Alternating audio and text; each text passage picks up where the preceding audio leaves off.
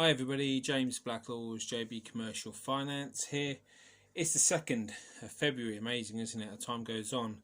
Very quick video here about the TSB bank relaunched from the sort of the ashes of what was dragged out of Lloyd's and now Spanish owned.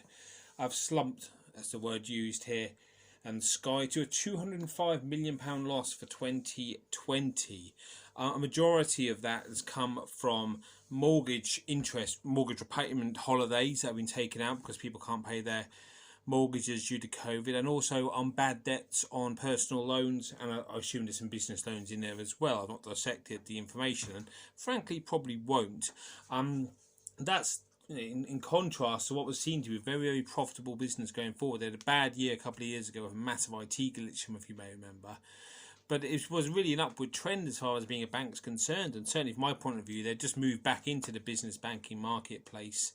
So hopefully the signs are positive. But the reason for this video isn't necessarily to talk about TSB, it's just to look at the potential impact of COVID on the high street banks. Now, the TSB are a very small player in the great scheme of things compared to Lloyd's, Barclays, HSBC, Santander. And once their figures come in, and they have different reporting times, of course, they could well be rather eye-watering, I would imagine. Combining the fact that these banks have got much larger exposure to business accounts as well, and businesses are going to be struggling over this period, and also going forward much higher exposure obviously to the government loan schemes, especially the bounce back loan. They really are quite could be quite interesting to see the figures that these banks present.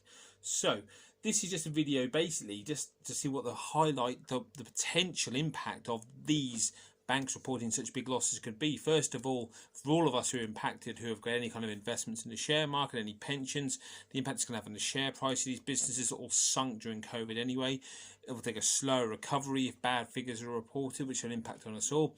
And also the impact of how much they're going to be able to lend going forward, especially to SMEs. So this is kind of like the small bit of bad news before some potentially rather catastrophic news is announced over the upcoming months from the other banks as well. Any views on banks? I know no one likes banks, but that's fair enough.